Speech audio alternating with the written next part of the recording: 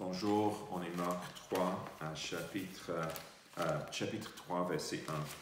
Jésus entre de nouveau dans la synagogue. Il s'y trouvait un homme qui avait la main paralysée. Ils observaient Jésus pour voir s'il le guérirait le jour du sabbat. C'était afin de pouvoir l'accuser. Jésus dit à l'homme qui avait la main paralysée, « Lève-toi là au milieu. » Puis il a dit, « Est-il permis le jour du sabbat de faire du bien ou de faire du mal, de sauver une personne ou de la tuer? » Mais ils gardèrent le silence. Alors il promena sur eux un regard de colère, et peiné de l'endurcissement de leur cœur, il dit à l'homme, « Tends ta main. » Il attendit et sa main fut guérie. Les pharisiens sortirent et tinrent aussitôt conseil avec les Hérodiens sur les moyens de le faire mourir. Donc, Jésus enseignait souvent dans les synagogues, et puis on voit encore une fois que Jésus il va dans la synagogue. Mais de plus en plus, Jésus rencontre de l'opposition des pharisiens. Et ici, on voit vraiment un conflit très clair entre Jésus et ses ennemis. J'espère que vous pouvez un peu imaginer la scène. Il y a la pièce de la synagogue qui est probablement pleine à craquer.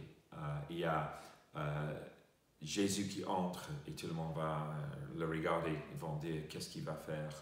Il y a les ennemis de Jésus qui sont là et qui cherchent à accuser Jésus. Et Jésus sait bien qu'il cherche à l'accuser parce que Jésus connaît, il sait ce qui est dans le cœur des gens. Comme Dieu sait ce qui est dans mon cœur, c'est ce qui est dans ton cœur aujourd'hui.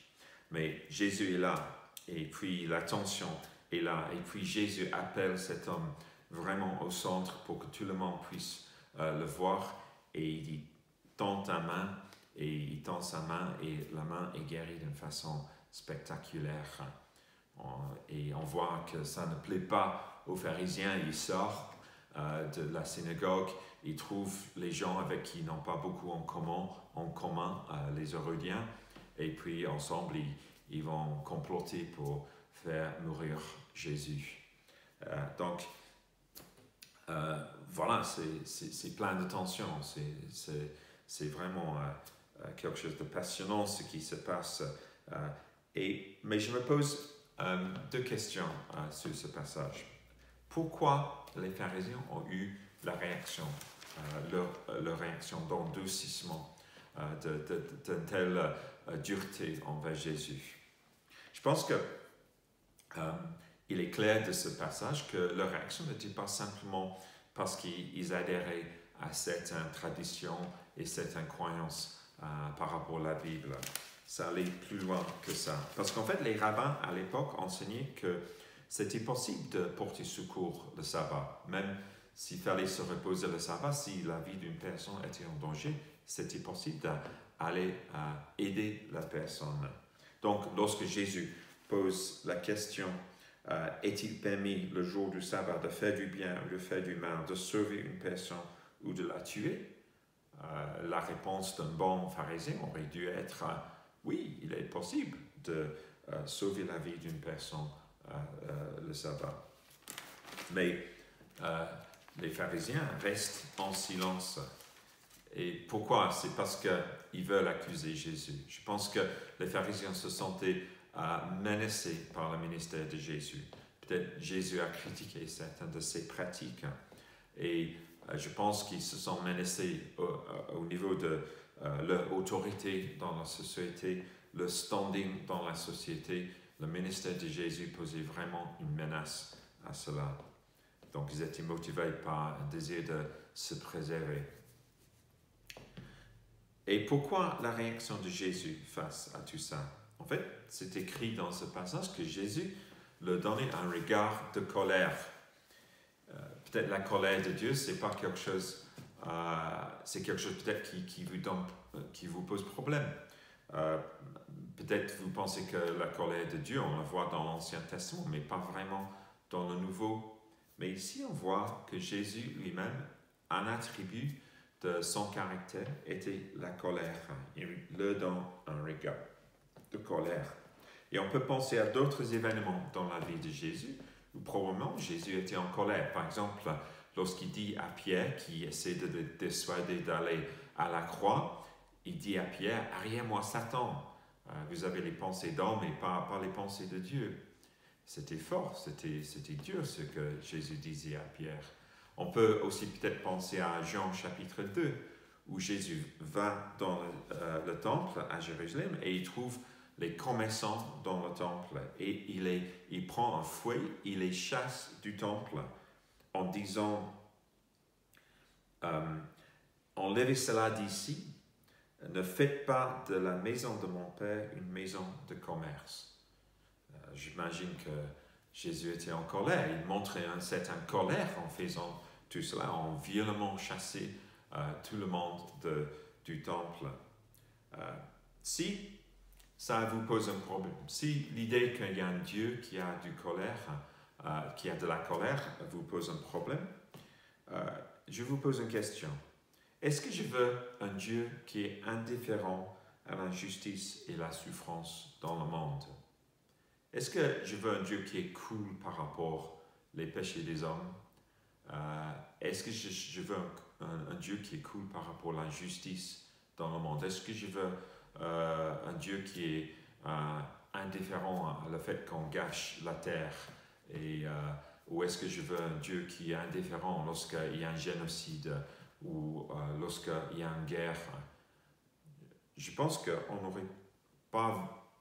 n'aimerait pas avoir un Dieu comme ça. Je pense qu'un Dieu qui est indifférent à tout cela serait un Dieu qui est quelque part soit absent, soit faible, soit impuissant, et certainement pas un Dieu qui est digne de louange.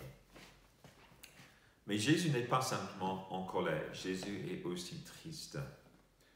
Et c'est écrit qu'il était peiné de l'endurcissement, ou on peut aussi traduire ça, l'aveuglement de leur cœur. Et je pense que la colère de Jésus est juste, et il est triste. Il aurait voulu voir mieux de ses chefs religieux. Il aurait aimé les voir lui répondre « Oui, c'est possible de sauver la vie d'une personne le dimanche. Allez-y Jésus, guéris sa main. » Ils auraient bien aimé avoir cette réaction, je pense, de ces personnes. Et c'est l'aveuglement, c'est la dureté de cœur qui lui fait mal. Donc il est en colère, mais aussi triste à leur réaction. Et pour nous, qu'est-ce qu'on peut apprendre de ça? Peut-être, est-ce que mon cœur, comme les pharisiens, est dur? Est-ce que Jésus est attristé par une attitude dure dans mon cœur, une attitude d'incrédulité dans mon cœur? Est-ce que... oui, je pense que c'est une question à nous poser, à me poser. Est-ce que mon cœur est vraiment ouvert à tout ce que Dieu veut faire? Est-ce que mes préjugés m'aveuglent à Dieu? Est-ce que ce que ma société me dit de Dieu, est-ce que l'opinion des autres autour de moi, est-ce que peut-être ma manière de voir Dieu est peut-être basée sur certaines choses pas très solides, les choses que je pense que les autres pensent, ou est-ce que j'ai vraiment eu un regard sincère sur la Bible? Est-ce que j'ai vraiment cherché à connaître Dieu moi-même? Ou est-ce que c'est mes préjugés, les préjugés de la société qui me bloquent à connaître Dieu? Ou est-ce que peut-être c'est les traditions que j'ai apprises en étant dans les églises qui me bloquent de connaître Dieu? Peut-être j'étais dans une église très formelle, peut-être. Ça me bloque un peu dans ma manière de regarder certaines choses, de voir certaines choses dans la Bible. Peut-être j'ai l'habitude de faire d'une certaine manière dans les églises où j'étais pendant des années, où j'étais enseigné au début de ma vie chrétienne, certaines choses, et voilà, je ne bouge plus sur ces choses. Je pense que ça peut nous bloquer, ça peut faire obstacle à ce que Dieu veut faire dans l'Église. Peut-être je suis quelqu'un qui trouve difficile, si quelqu'un est fortement touché par la puissance du Saint-Esprit. Il y avait des choses spectaculaires qui se passaient dans le ministère de Jésus, les démons qui sortaient, les personnes guéries. Et peut-être on a un peu de mal avec ça. Peut-être on dit, ouh là là, c'est pas vraiment dans ma zone de confort, tout ça. Mais est-ce que cette attitude nous bloque de voir ce que Dieu est en train de faire, ce que Dieu veut faire parmi nous? Soyons les gens qui ont le cœur ouvert envers Dieu. Bien sûr, il faut discerner, mais quand même, veillons à ce que nous n'avons pas des motivations plus profondes dans nos cœurs qui nous bloquent. En fait, les pharisiens, ils avaient leur tradition, mais en fait, en dessus de cela, ils se sentaient menacés. Ils se sentaient menacés dans leur autorité, et ils sentaient que leur standing dans la société était en danger. Est-ce que ce genre de choses nous motive aussi? Ou est-ce qu'on est des gens qui sont ouverts, prêts à mettre tout par terre, et à avoir des cœurs vraiment ouverts à ce que Jésus veut faire dans nos vies et dans nos communautés? Donc, soyons les gens ouverts, soyons les gens qui n'ont pas un cœur endurci envers Dieu. Amen.